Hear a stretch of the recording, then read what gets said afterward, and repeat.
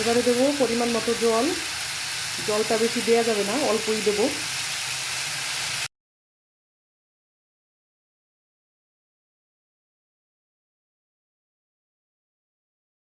মরলা মাছ দিয়ে সুন্দর একটা তরকারি রান্না করব।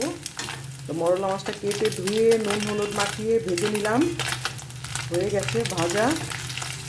বেশি ভাজলে আবার মরলা মাছ খেতে ভালো লাগবে না।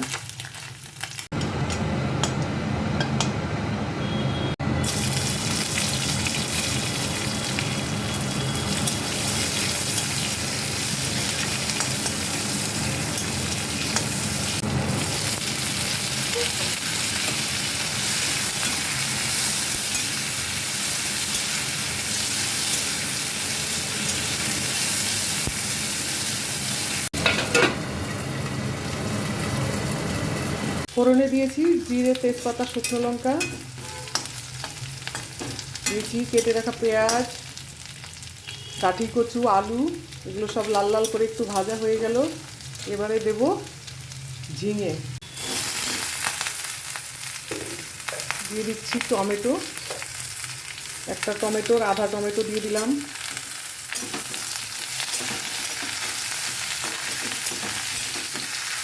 দেব পরিমাণ মতো নুন, আরও একটু নুন লাগবে।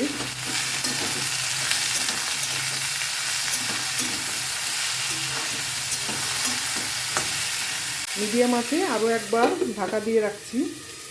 ঝিঙে নরম হয়ে গেছে। এবারে দেব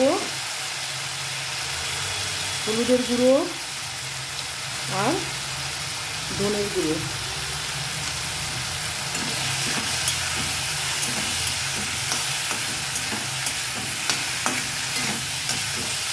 দিয়ে দিচ্ছি কাঁচা লঙ্কা, যে যেমন ঝাল খায় সেই হিসাবে।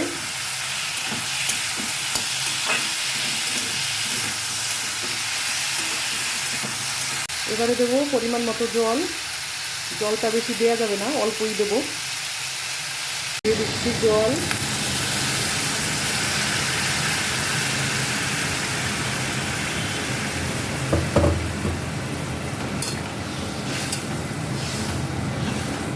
দেবো ভেজে রাখা মরলা মাছ।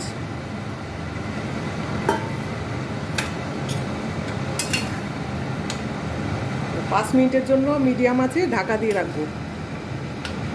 নামানোর আগে দেবো একটু ভাজা জিরের গুঁড়ো।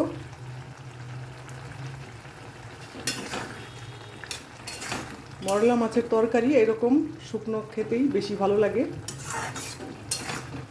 হয়ে গেছে ঝিঙে আলু গাঁটি দিয়ে মরলা মাছের তরকারি। এবারে নামিয়ে নেব।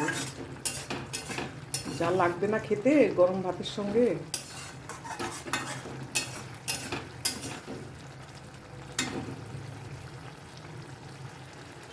টেস্টি টেস্টি মরলা মাছের তরকারি রেডি। রেসিপিটা তোমাদের কেমন লাগলো অবশ্যই জানিও।